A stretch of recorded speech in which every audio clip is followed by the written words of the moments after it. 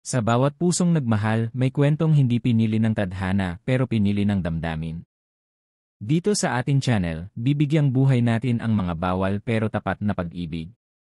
Filipino romance, at ito ang mundo ng mga lihim na pagmamahalan, tapat na damdamin, at kwentong hindi mo malilimutan. Please mag-subscribe kayo sa aking YouTube channel para sa iba't ibang kwento ng pag-ibig.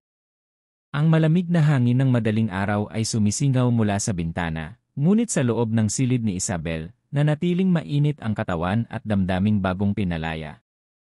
Sa ilalim ng manipis na kumot, magkayakap pa rin sina Marco at Isabel, magkalapit ang balat, magkahalo ang hininga. Tahimik silang dalawa. Hindi dahil sa pagsisisi, kundi dahil sa bigat ng katotohanang muling babalik ang mundo sa dating ikot pagdating ng araw. Gising ka pa, bulong ni Marco habang hinahaplos ang buhok ni Isabel. Lerlenan, sagot niya, ang boses ay garalgal pa sa pagod at sarap. Ayoko pa sanang matapos yung gabi natin. Hinawakan ni Marco ang kamay ni Isabel, hinaplos ng hinlalaki ang palad nito. Ako rin. Pero alam mong hindi pwedeng maulit to. Tumingin si Isabel sa kanya. Bakit hindi? Dahil sundalo ka? Dahil nurse ako? O dahil takot tayong may makaalam? Lumingon si Marco. Malalim ang kanyang tingin, parang may dinadalang bigat na hindi kayang ipaliwanag. Alam mo kung gaano kastrikto ang command. Lalo na kung may power dynamics sa pagitan ng military personnel. They'll eat us alive. Pero hindi mo ba naramdaman, bulong ni Isabel, habang dinudunggol ang ilong nito?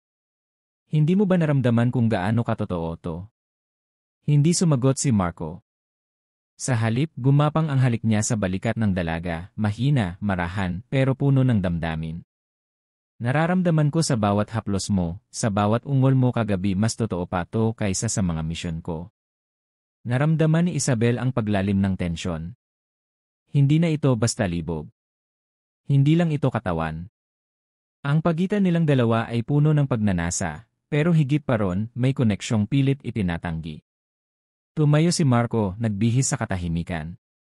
Tumigil siya sa harap ng pinto, hawak ang doorknob na parang mabigat dalhin. Paglabas ko rito, Sergeant ulit ako. Ikaw, Lieutenant Carter. Wala tayong karapatan. Pero may dahilan, tugon ni Isabel. At kung hindi mo ko kayang mahalin sa liwanag, sana kahit sa dilim, panindigan mo na rin to. Lumingon si Marco. Mariing titig. Walang ngiti, pero puno ng pagnanasa.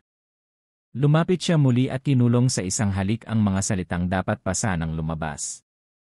Halik na may pangakong hindi siya aalis sa puso nito, kahit pa sa labas ng kwartong iyon ay bawal silang magkalapit. Paglabas niya ng pinto, naiwan si Isabel na nakatingin sa Sam. Hindi niya alam kung siya'y masaya o mas lalong nalugmok dahil sa kung gaano katamis ang isang gabing hindi pwedeng ulitin.